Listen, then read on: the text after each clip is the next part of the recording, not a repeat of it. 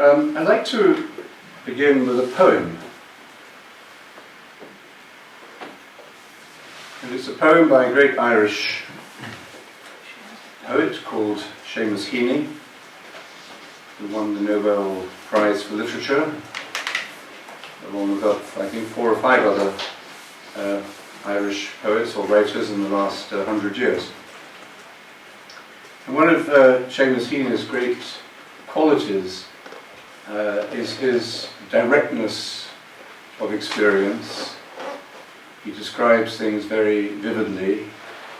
He had an amazing, as it were, sensory memory. He could remember experiences as a child, which became great poems later in life.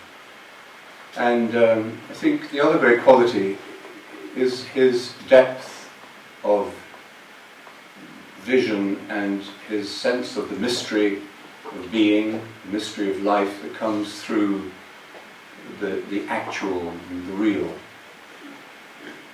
This poem actually is about a legend, but it's described in very vivid sensory, imaginary terms. It's called St. Kevin and the Blackbird. And the story is that St. Kevin, one of the great Irish monastic saints, was praying one day with his arms outstretched, and without him realizing it, and he was standing there in this posture for so long, a blackbird came and built a nest in his hand. And by the time he was aware of this, that the blackbird had laid some eggs in the nest.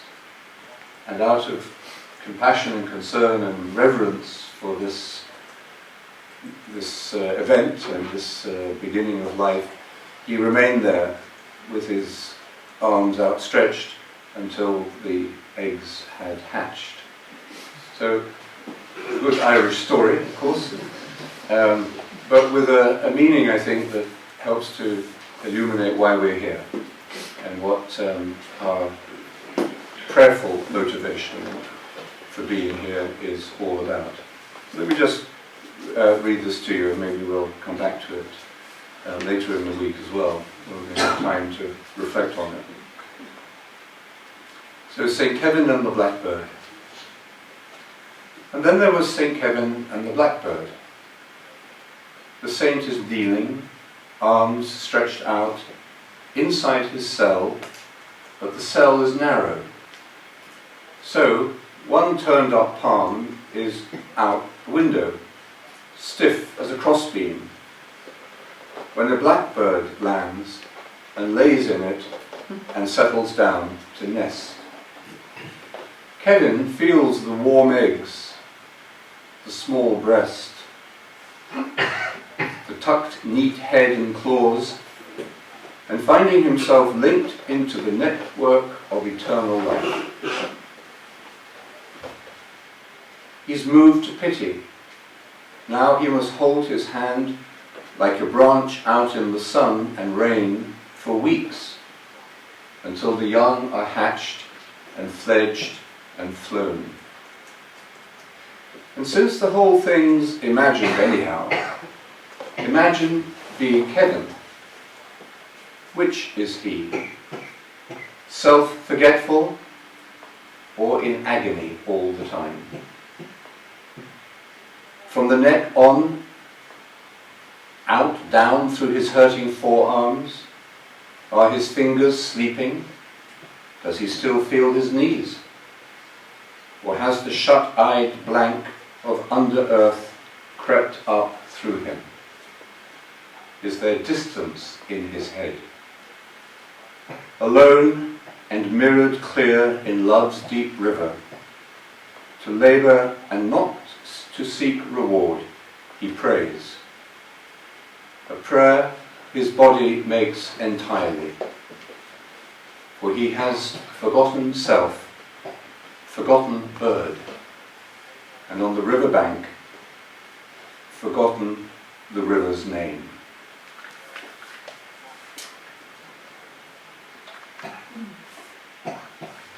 Is there distance in his head, alone and mirrored clear in love's deep river, to labour and not to seek reward, he prays.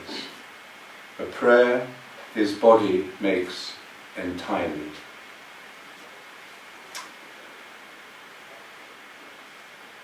So we come to a retreat like this, in this Holy Week, where we reflect upon love's deep river, that deep river of love that flows through Jesus into the world and irrigates and refreshes every part of the world and every part of ourselves.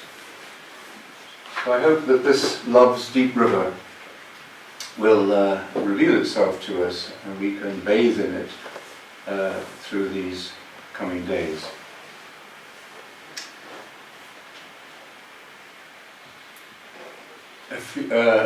In December of last year, our community at Meditatio House in London made a little pilgrimage. We went down to a cemetery in Ashford in Kent to visit the grave and reflect on the great gift of her life of Simone Weil, the great French mystic and philosopher, one of the great minds and one of the great examples of faith in the 20th century. And I was reading in Simone Weil just this morning this insight. It was actually in her notebooks where she just sort of writes down in a rather casual way what great insights have come to her. And I read this entry in her notebooks, which I thought I would share with you also at the beginning of this retreat, because it seems to say something about why we're here in this time and in this space. She says there are only two moments of nakedness and perfect purity in life: the moments of birth and death. She says we cannot truly, as it were, purely worship God except as a newborn babe or as a dying person. These are moments of absolute nakedness, absolute purity, absolute truth. Moments of birth and the moment of death. Christmas and Easter, as she points out. The solstice and the equinox. We just recently entered into spring, although you might not guess it. And these two focal points of the liturgical year reflect these turning points in our solar system and in our relationship to the universe. So there are only two moments of nakedness and perfect purity in human life. Those moments are perhaps always with us. It's not just our moment of birth on a certain day, on a certain year, or our moment of death where we stop breathing, but actually this cycle of dying and rising, of being born and dying, happens with every breath we take. The moment of birth is every moment, the moment of dying is every moment. And we can understand what that means the more perfectly, the more purely we are in the present moment, which is of course what meditation, as we know, is all about. And it's quite rare, funnily enough, for us to be in the present moment. We are living in the past, analysing our mistakes or regretting what we may have lost. Or we are living in the future, either fearing what's going to happen, or we are dreaming about what might happen, fantasizing. And we spend so much time in these two spheres of imagination, the past and the future, that we skip the present moment. And we can spend many years of our lives, if not our whole lives, skipping the present moment. And meditation, I think this poem by Seamus Heaney, St. Kevin, in that long moment of prayer, where he was allowing the eggs to hatch and the great eternal cycle of life to take place, our meditation is precisely about teaching us to enter into that present moment. And that is the heart of the meaning of Jesus, and it's the dynamic of his message, of his gospel teaching on the kingdom of God. And his teaching, the kingdom of God, is not a place we are going to go to, but it's a reality that is within us, continually. Go into your inner room and find the God who is there in the ground of your being. You cannot say, look, here it is or there it is, because it is within you and it is among you. So, what Simone Weil says, it's a word she uses a lot in her writing, is that this is pure. This is what we mean by purity of heart. One of the beatitudes that Jesus uses to describe happiness. Happy are the pure of heart. You have this quality of being in the present moment, in this cycle, in this continuous eternal moment, both of being born and of dying, of receiving and of letting go. So for purity, let's say another word. Let's say simple. It's simply being, and being simple. Being in a place, being in a state of mind where we have a single focus, where we have entered into and are practicing, like St. Kevin, an absolutely still attention. And that's why we take a special time, or make a period of time special. A liturgical or sacred time, we call it at the moment Holy Week, so that we can become more simple, more pure, and more still. So we can come and enter into this still attention, where we are in that rhythm of eternal creation, in that rhythm of life. That is the meaning of worship, of pure worship in spirit and in truth. These are not just the times of meditation, although the times of meditation, as I think we would recognize, are of tremendous value and practical assistance in transforming our life from a state of distraction, a state of anxiety, into a state of peace and a state of attention. These times of meditation, which will be the heart of our retreat here in this coming week, are designed and are meant to transform the way we live continuously in between the times of meditation as well. Otherwise, the times of meditation would just be escape moments. It would be much different from just turning on the TV, to not even caring what was on. You just turn on the TV in order to escape from the stress or anxiety or preoccupations that you have. So meditation would itself become a distraction unless the meditation were transforming our daily lives, our daily interactions, and our capacity to perceive with a pure heart, with clear minds, the meaning of our experience.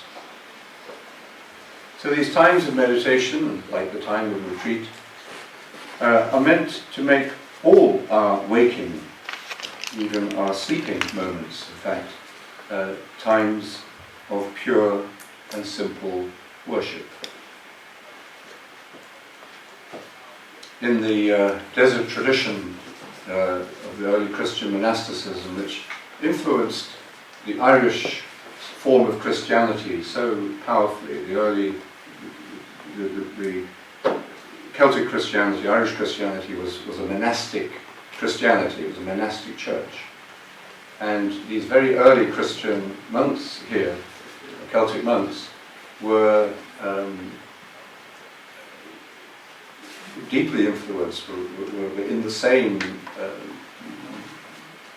way of being and the same way of thinking as those early monks in the Egyptian deserts of the 3rd and 4th century. In fact, they say that St. Patrick, or one of the St. Patricks, spent time in the monastery of John Cassian in the early 5th century, and that Patrick would have absorbed the wisdom of the early Christian desert directly from Cassian, who had brought that wisdom fresh into the Western Church. And then certainly we know that the monks of Skellig and the early Celtic monasteries have remarkable linkages with those early Christian monks of the desert, who have given us, and from whom Father John gave us our way of meditation that brings us here together for this retreat. So, and in that tradition, in the 10th conference of Cassian, he speaks about this way of meditation as occupying our entire life, including even our waking and our sleeping moments. So he says, when you go to sleep at night, you'll be repeating your formula, your mantra, and even during your sleep. And then when you wake up in the morning, it's there to, as it were, to greet you like the bird song. So this idea that the whole of life, the whole of our conscious or even our unconscious life, is immersed in this great living cycle of being born and of dying, and that it is carried along with the great purpose of life, which is worship, to know, love and serve God. Now we carve out special times in our agenda, times of retreat. You've all made special effort to be here, maybe taken time off work or gone to some expense to fly here and so on. So we carve out special times in our agenda, times of retreat, just as we carve out these times of meditation in daily life, in the morning and evening, in order that the whole of life, and life in its wholeness, can be transformed. So this is the time, but also the space is important. Time and space go together.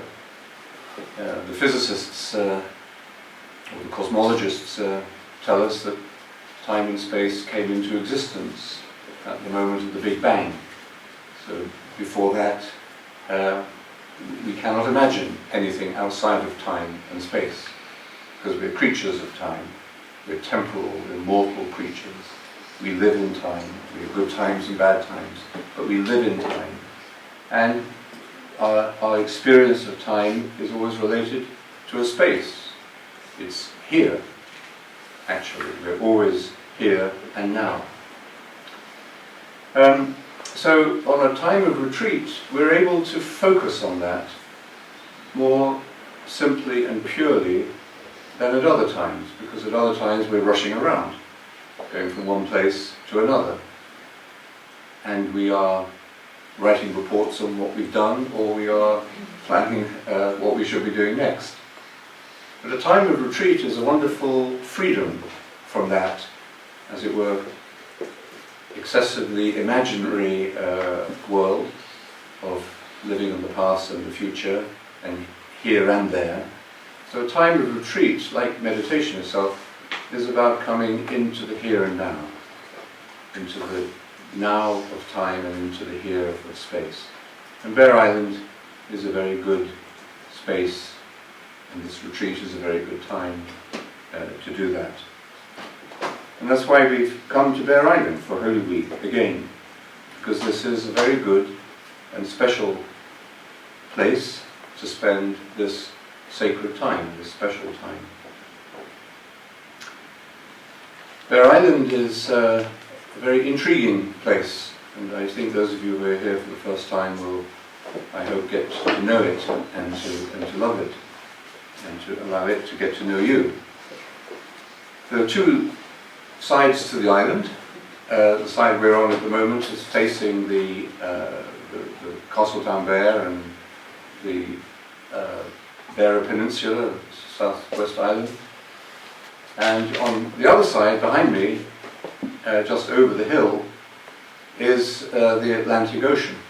And depending on where you set your compass, you'd end up, where would you end up? You'd end up in South America or Africa, or there's nothing there except the ocean.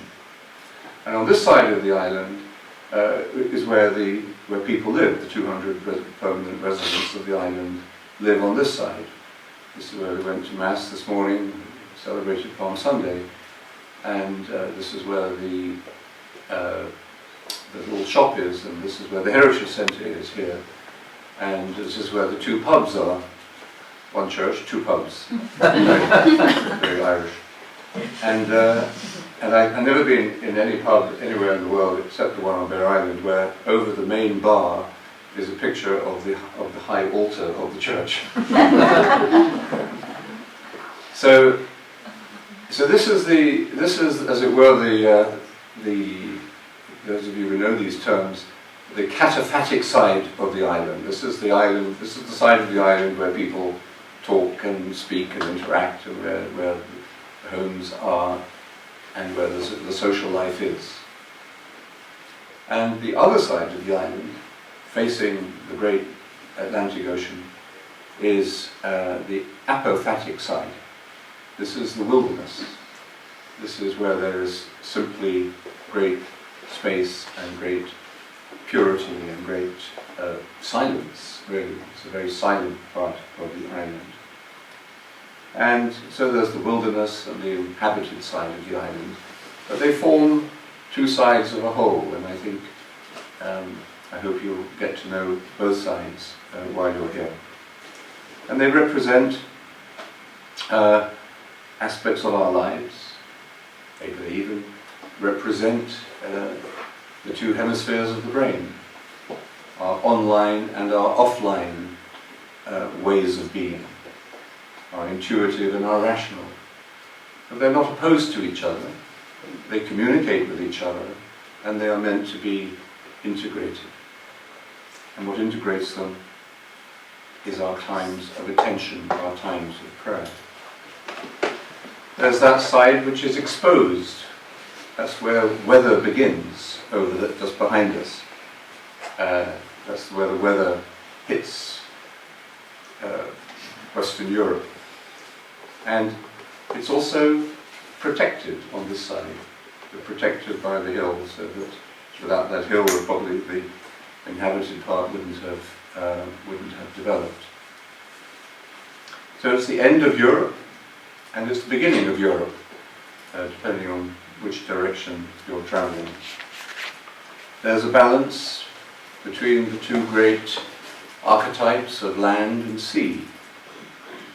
That's what an island is, where we're living on land, but we're in the middle of the sea.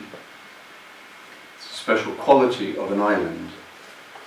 And it's what gives us, I think, especially during this time of retreat, and I think the people who live here, this special quality of existence where solitude and community come together. Solitude here on the island doesn't only mean that we are 15 minutes away from the mainland, that the mainland is cut off from Bere Island, but solitude means not just physical separation, although that may be an element in it that we all need, but solitude means above all the discovery and the recognition and the acceptance of your uniqueness. And an island is a place where you come to know yourself, just as the monks of the past went out into the desert or to Skellig Michael 7 miles out in the middle of the ocean here. But they went out even to Skellig Michael in community. And when you walk up, if you can walk up the steep steps to the top of Skellig Michael, that rock standing out in the middle of the ocean, you'll find a small group of beehive huts where the monks lived a common life. Why on earth go so far away to live with other people in the middle of the ocean? It's because we need other people, we belong to other people, our lives, no person is an island, and yet we are unique creations, unique manifestations, unique persons. But it's that very uniqueness we discover that makes us who we are and capable of being in relationship, being in community. We can't separate our uniqueness, our solitude, from our communal, social identity. And I think islands are places where you discover that. Maybe one reason why some people don't like islands, because they feel trapped there. But for those who do like living on islands, it's a place where you can discover that. One of the things that's struck me here over the years about Bere Island is that people are respectful of each other's privacy. They're careful what they say about each other, because they know things get around. But there is a most extraordinary neighbourliness. It's more than just being good neighbours. It's actually a sense of solidarity, a sense of community, a sense of family, and a sense of compassionate attention to the needs of others, especially when they are in times of distress, and suffering, and loss, or death. There's an amazingly real sense of unity among, and as well as a respect for each other here. And I think that is one of the reasons why coming here for a time of retreat is so powerful as well, because we form a little community here as retreatants during this Holy Week, and there is this balance, this dynamic sort of balance between, as it were, the two sides of the island, between our own two sides, or two aspects, our solitude and our life in community. So it is a monastic kind of place, really, Bere Island. And I hope that this week we will be able to take fullest advantage of the time and the space, this very special space that we are sharing here. One key element of all of this that I'm talking about, the purity, the prayer, the worship, the retreat, the sacred space in which we are, is what the monastic tradition, both in the Celtic and in the Egyptian form, called watchfulness or wakefulness, being and staying awake. And this wakefulness is a universal spiritual value. Every great religious wisdom tradition is united in this understanding and in this emphasis on the importance of being awake. Jesus tells us, stay awake and pray. The Greek word is nepsis. The first letter of Peter uses this when he says, be awake, be alert, and of sober mind. Be clear, be conscious, be sober, opposite of being drunk, of being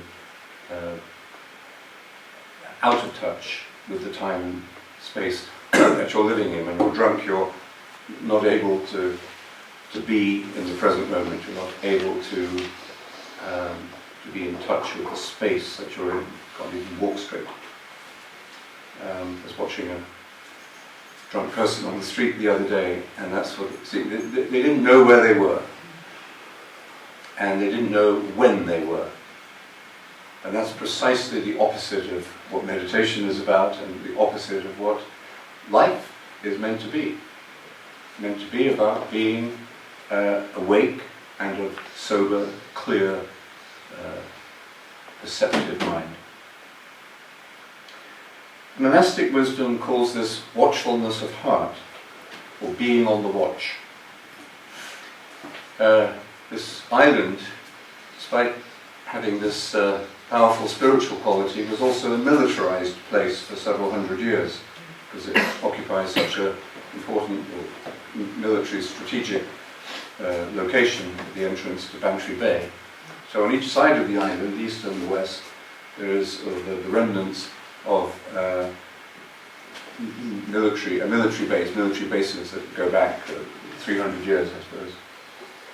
So now, the soldiers who would have been on guard in those military bases, it's nice to know actually that no gun was ever fired here in hostility throughout those 300 years. So it must have been an effective deterrent. But the guards, the soldiers who were on guard during the nights, were on watch, and they had to stay awake. And if they fell asleep, they were committing a capital offence, because they were risking the lives and the security of all their colleagues. Today's Gospel, where we read the Passion narrative from the moment of Gethsemane up to the burial of Jesus, begins with the story of Jesus struggling with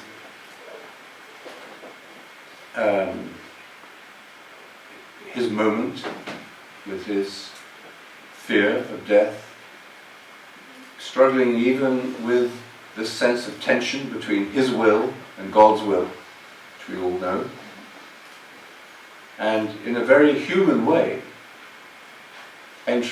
beginning his entry into his passion. So he goes with three hand-picked close friends, his disciples, Peter, James and John, to this little garden where they had gone before on other occasions to pray. And he asks them just to stay awake.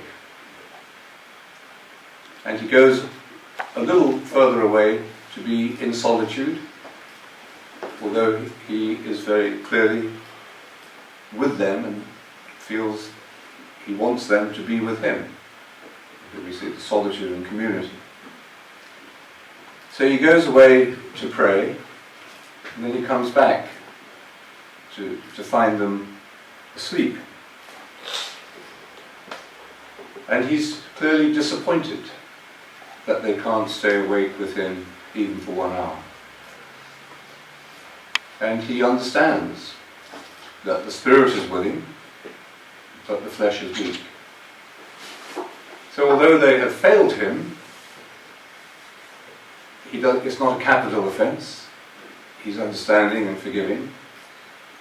But their inability to be watchful, their failure to watch with him, their weakness of the flesh. There's nothing more difficult, I'm watching you all very carefully now in this warm room. There's nothing more difficult than trying to stay awake when your eyelids are very heavy and you're getting jet lag, or you're just going through a very tired, low energy level. So it's very understandable, but at the same time, in certain circumstances, it's very sad that we miss this opportunity to be awake. And their inability to be awake is related to their infidelity, their failure to be faithful to him in his moment of crisis. They ran away when he was arrested, and Peter denied him 3 times out of fear for himself. Now, as I say, in the gospel story, these are not capital offences. Jesus doesn't punish these failures. God does not punish us for our weakness of the flesh. But nevertheless, we can see at a human level, and the whole of this Holy Week is about understanding the divine through the humanity of Jesus. So we can understand and see how much grief this caused. His own sadness at their inability to stay awake with him in this most lonely moment of his life. And their shame. Peter wept because of his failure. So there is a deep message here for us. It's not that we're going to be shot like soldiers would have been if they had fallen asleep on guard duty. But we are exposed to the weakness of the flesh, to our own infidelity, and the feeling that we can waste this precious opportunity of life. We can waste it. And we can waste great tracts of it. We may even waste all of it. And life itself is this special opportunity. The Buddhists say, we should be grateful every day, whatever is happening to us, that we have, that we're human. We haven't been reincarnated as a goat. That we have this rare and precious gift of human consciousness. So life itself is this special opportunity, and we need to stay awake, to pray in purity of heart and wakeful stillness of attention in order not to squander it, to waste it. The opposite of wakefulness or watchfulness, sobriety of mind, is clarity. The opposite of this wakefulness is not, in spiritual terms, is not just physical sleep, but it's the psychological state we call egotism. And this egotism is a contraction of consciousness. It's really a losing of consciousness. When we're in this state of egotism, where we're turned intensely upon ourselves, we're just self-centered, we can feel things very intensely. And yet, we are approaching a condition of unconsciousness. We're actually losing consciousness. It's leaking out. We're turned in narrowly on ourselves, but we feel this narrowness as pain, as isolation. And it's accompanied by all sorts of negative feelings, such as anger or hatred or pride, states of mind. We talk about these sometimes as the 8 principal faults of the 7 deadly sins. But these are states of mind which cause us, and anyone associated with us at the time, suffering. Now, there are 2 kinds of narrowness. There's the narrowness of egotism, where we become increasingly narrowly focused upon ourselves and our own self-interest. But there's another kind of narrowness, which is the work of attention, where we focus, where we pay attention to a particular person, to a particular place, to a particular thing. And this narrowness of attention, or the narrowness of egotism, are 2 completely oppositional forces. the egotistical narrowness leads to a shrinking of consciousness, in fact, a stupidity. There's nothing more stupid than that kind of egotism, because we waste great opportunities of life. And we waste our resources, and that's what we're doing globally at the moment, through the egotism of our self-interest, our exploitation of the planet.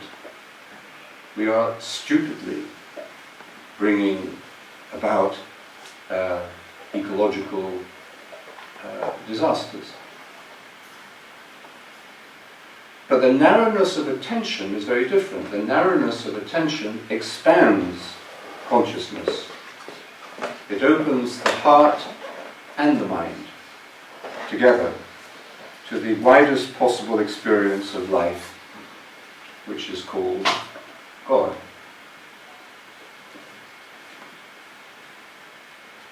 In a state of egotism, we're really in a state of mental fixation, mental narrowness, focused on ourselves and our own self-interest. Short-term, grab and run type of feeling, where we see everything around us in terms of our own selfish pleasure, convenience, status, reputation, or whatever it may be. Attention, however, opens us to this amazing quality of other-centeredness. It opens the eye of the heart. This narrow work of attention opens the eye of the heart and then leads to an integration of mind and heart, these two sides of the island, these two sides of ourselves. It integrates them. And it's in that integration that we are changed. We're not changed in part, we're changed as a whole. Integration. We become more whole. John Main uses the word harmony many times to describe the work of meditation. It's a harmonization. Simone Weil has this wonderful idea, insight, that attention purifies.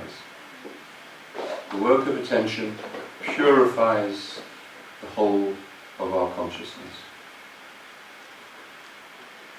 Much of our modern culture cultivates the first kind of narrowness, the narrowness of consumerism, of egotism, of self-interest.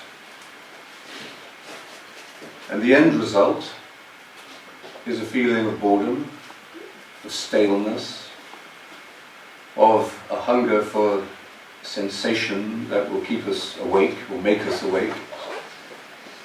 And the end result is suffering and grief, waste and shame. The tragedy is that we see our economic well-being primarily in terms of this kind of egotistical narrowness. And that can only create something that is unsustainable, something that is unbalanced, something that cannot produce well-being. Meditation in this sense today is very countercultural, but perhaps even for the Celtic monks and for the monks of the Egyptian desert it was also, perhaps in a less extreme way, countercultural. Meditation changes us, and it changes the world. And the reason it does that is because it teaches us to live in this other kind of consciousness that we call attention. And it's the kind of consciousness that St. Kevin was practicing as he stood still and respected and reverenced this life that was going on in his outstretched hand. It's an attention to detail, an attention to reality, an attention to the other person and to their needs and well-being. and ultimately, therefore, it is an attention to God, not to anything less than God. But unless we can pay attention to our neighbour, we cannot pay attention to God. So in this retreat we'll look at these questions, or these meanings of attention, these meanings of watchfulness and wakefulness. We'll try and see this both in terms of our tradition, this great spiritual tradition that we've inherited, has formed us, but also we'll try and see it in terms of our contemporary culture, because the tradition has to be reborn, it has to be revived, regenerated in every generation. So we'll try and explore these different aspects of wakefulness as we reflect on the passion, the death and the resurrection of Jesus. And hopefully we'll come to see through our own experience, our experience of being here on Bere Island and being in this space, in this place, in this Holy Week, and we'll come to see what these mean through our own experience, and how in meditation we have this wonderful gift of being able to unify and integrate all aspects of our lives. So, we're going to take our time of meditation now.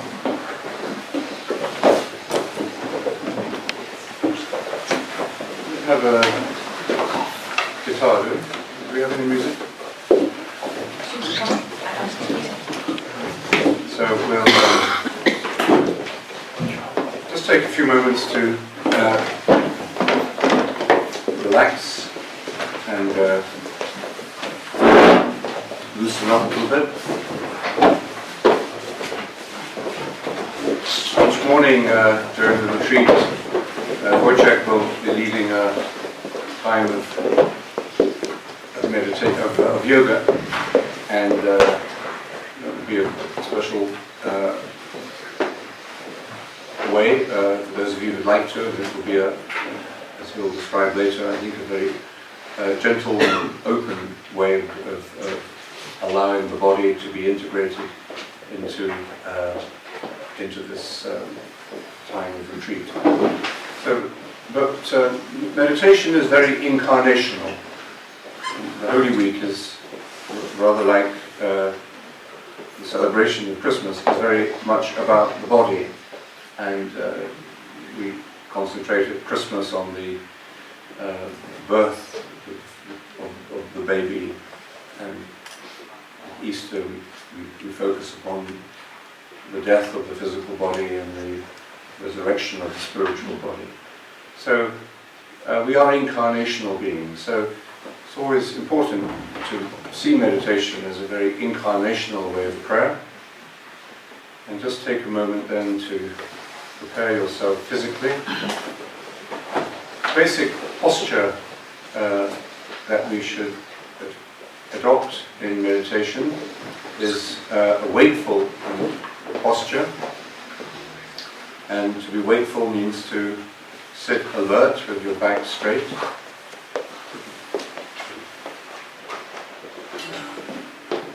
You're less likely to fall asleep in meditation if you are sitting in a good posture when you begin.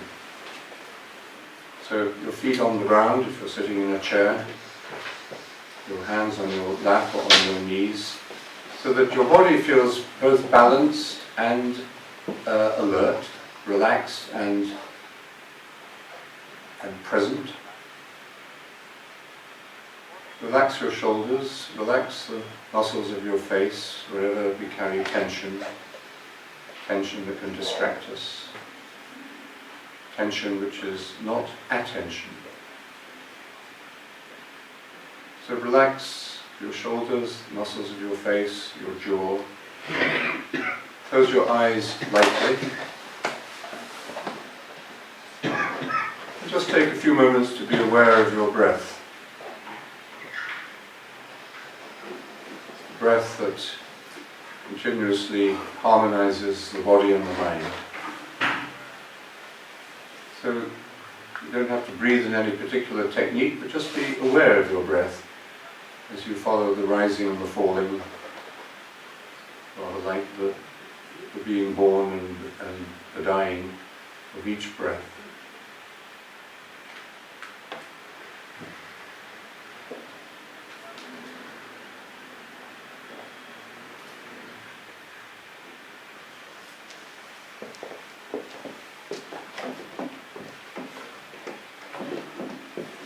And then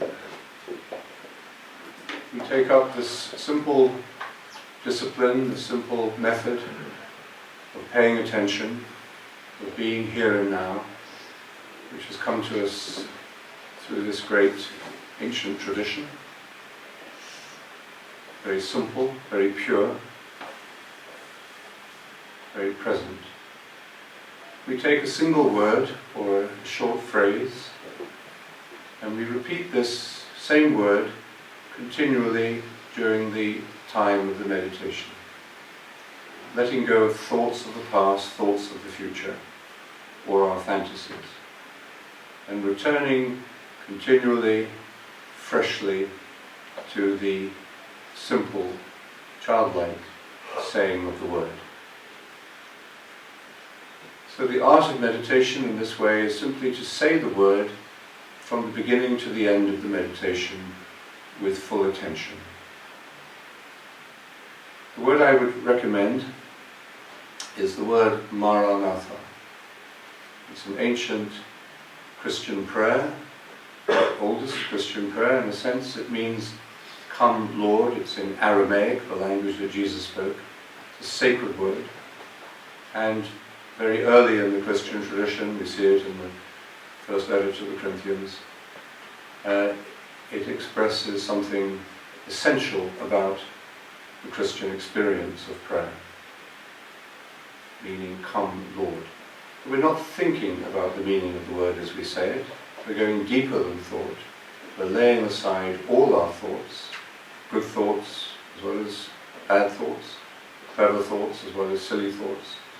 We're letting go of thoughts, imagination, and we keep returning gently and faithfully to this wakeful practice, this wakefulness that is the work of attention. So we say the word faithfully, attentively, and wakefully. So we say it like this, 4 syllables: Ma, Ra, Na, Tha. Ma, Ra, Na, Tha. Ma, Ra, Na, Tha. As you say the word, listen to it, give it your full, undivided attention. And when you find, as of course we all do, that your mind is wandering, just let go of the thoughts or the images in your mind and just gently, faithfully, wakefully return to your word. Ma, Ra, Na, Tha.